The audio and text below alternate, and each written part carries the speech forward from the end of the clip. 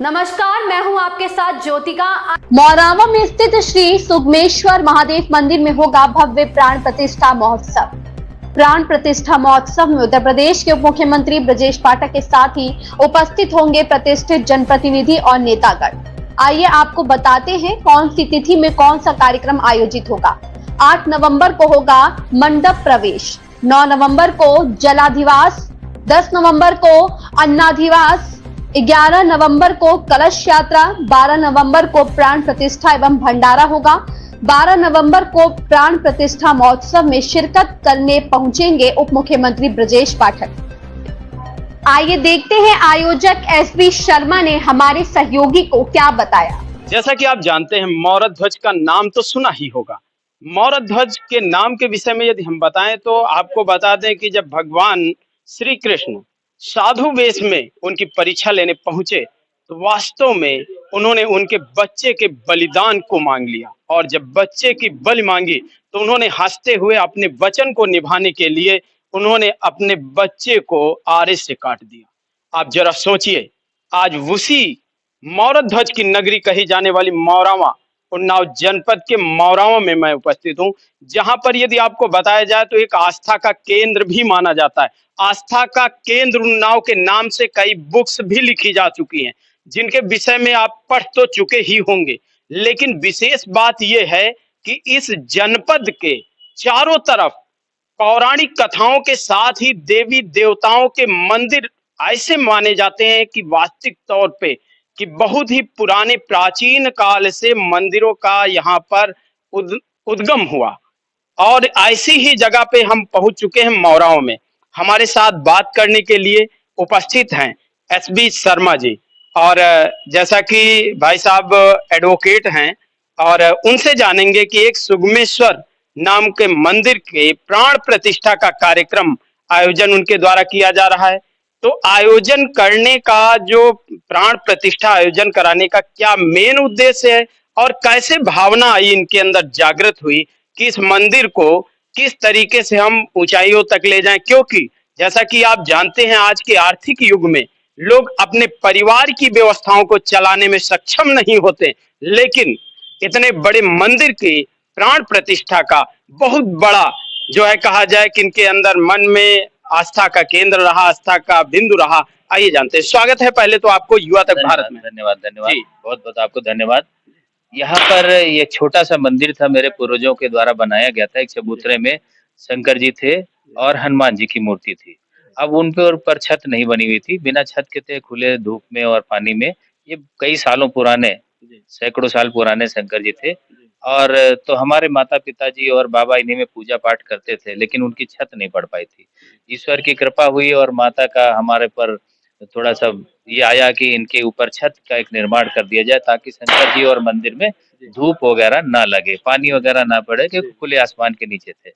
उसी विचार के तहत और अपनी माता के निर्देशानुसार हमने इस मंदिर के निर्माण की प्रक्रिया शुरू करी। हमने पहले बहुत छोटे से आकार में शुरू किया था, लेकिन ऊपर वाला कहता है कि वही बनवाता है सब कुछ, वही अपना जो निर्देश देता है, तो धीरे-धीरे ये भव्य रूप में निर्मित हो गया। और दूसरी बात है कि इसके नामकरण जो सुगमेश्वर महादेव जी है, पहले इनका नामकरण में ऐसे ही शंकर जी की जैसे पूजा करते थे, लेकिन नामकरण के बारे में मैंने सोचा कि क्यों मेरी माता और पिताजी और बाबा के नाम से कोई ऐसी चीज़ रख दी जाए, जो आ जाए। तो मेरी माता का नाम सुमित्रा है, उनके से पहला अक्षर हमने सु ले लिया, और गया प्रसाद मेरे पिता का नाम है, उनसे पहला अक्षर गा, और मेरे बाबा का नाम महावीर, जिसमें से माँ ले लिया। ये तीनों जोड़ करके सुगम बना। और चूँकि ईश्वर का निवास है, इसलिए वहाँ पर ईश्वर शब्द जोड़ा गया, तो संधि विच्छेद में जोड़ते हैं तो सुगमेश्वर बना। ये सुगमेश्वर महादेव मंदिर के नाम से ही हमने इसको आचार्यों के द्वारा, जो पूजा पाठ वह करते हैं, उनके द्वारा पूछा गया। तो 108 जो 1008 जो शंकर जी के नाम थे, उनमें से एक नाम सुगमेश्वर महादेव है। इसी वजह से इसका सुगमेश्वर महादेव नाम रखा गया। और जब हुई मूर्ति को मैंने प्रतिस्थापित करने के लिए एक बीड़ा उठाया, और यहाँ पर जो शंकर जी का पूरा परिवार है, पार्वती जी, गणेश जी और कार्तिकेय जी, नंदी जी, उनकी स्थापना के लिए, और हनुमान जी और दुर्गा जी, इनकी चूंकि मूर्तियां नहीं थी पहले से, इनको रखने के लिए हमने प्राण प्रतिष्ठा महोत्सव रखा, क्योंकि जो शंकर जी थे वो तो पहले से थे, तो उनका जीर्णोद्धार किया गया, लेकिन बाकी मूर्तियों के लिए यह प्राण प्रतिष्ठा का कार्यक्रम रखा गया। जो यहाँ पर प्राण जैसा कि प्राण प्रतिष्ठा महोत्सव रखा गया, जी तो प्राण प्रतिष्ठा महोत्सव में जैसा कि जानकारी मिल पा रही जी कि कुछ दिग्गज लोग जी इसमें प्रतिभाग करेंगे, तो जी। कौन कौन आने की संभावना है? प्राण प्रतिष्ठा महोत्सव में मैंने उन सबका यहाँ पर आमंत्रित किया है, जिसमें कई महंत हैं जो अयोध्या के हैं, ऋषिकेश के हैं, हरिद्वार के हैं, बनारस के हैं। ऐसे महंतों को मैंने आमंत्रित किया है, वो यहाँ पर आएंगे, प्राण प्रतिष्ठा महोत्सव में भागीदारी लेंगे। गुरुकुल के हमने 51 छात्र जो शिक्षा ग्रहण कर रहे हैं, उनको भी मैंने बुलाया है। बनारस के आचार्यों को बुलाया जो शंकर जी की प्रतिष्ठापना करते हैं, उनको भी मैंने बुलाया है कि प्राण प्रतिष्ठा वो करेंगे, उनके द्वारा करेंगे। और राजनीतिक लोगों में से मैंने सभी दलों के लगभग प्रमुख लोगों को बुलाया है, और मुख्य रूप से उप मुख्यमंत्री श्री ब्रजेश पाठक जी को बुलाया है। वो उन्होंने यहाँ 11 और 12 दोनों दिन आने के लिए कहा है, लेकिन 12 तारीख को निश्चित रूप से वो यहाँ 12 बजे के लगभग उपस्थित होंगे और मेरे प्राण प्रतिष्ठा कार्यक्रम में वो शिरकत करेंगे। और भी कई राजनीतिक लोग हैं, साक्षी महाराज जी को, हमारे सांसद है उन्नाव के, उनको भी मैंने बुलाया है। हमारे विधायक हैं अनिल सिंह जी, उनको भी मैंने आमंत्रित किया है। और उत्तम लोधी जी हैं, उनको भी बुलाया है। ऐसे ही कई 12 नवंबर को प्राण प्रतिष्ठा महोत्सव में शिरकत करने पहुंचेंगे उप मुख्यमंत्री ब्रजेश पाठक। जो जनप्रतिनिधियों को या प्रतिष्ठित लोगों को आपने बुलाया, तो उसके पहले तो एक विशेष बात है, जो 12 तारीख का आपने चयन किया, तो क्या आपको 12 तारीख में कुछ विशेष लगा या आचार्यों के द्वारा निकाली हुई तिथि है?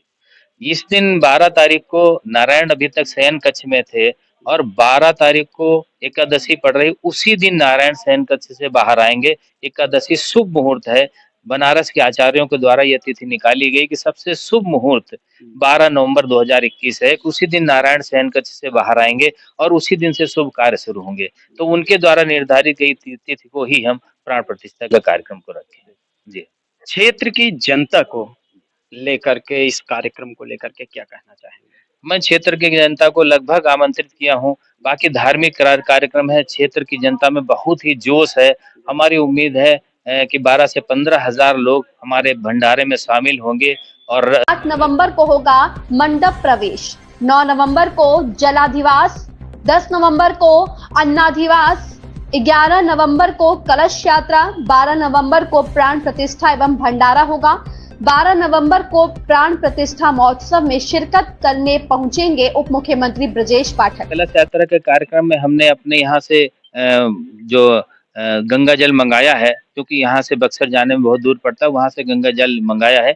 ये टैंकर में आएगा और यहीं से अपने यहाँ से लेकर के, क्योंकि मंदिर यहीं पर है, यहीं से कलश सब चलेंगे। और मोरावा के चारों तरफ करीब 14 मंदिर हैं, उन मंदिरों में पूरी कलश यात्रा जाएगी, जिसमें से 4 घोड़े पुलिस दल के बुलाए हैं, 4 रथ हैं और 51 आचार्य हैं। ये सभी जो महिलाएं हैं, पुरुष हैं, कई हजार लोग हो जाएंगे शामिल। उनको लेकर के बड़ी कलश यात्रा पूरे मोरावा के चारों तरफ निकालने का प्रयोजन है।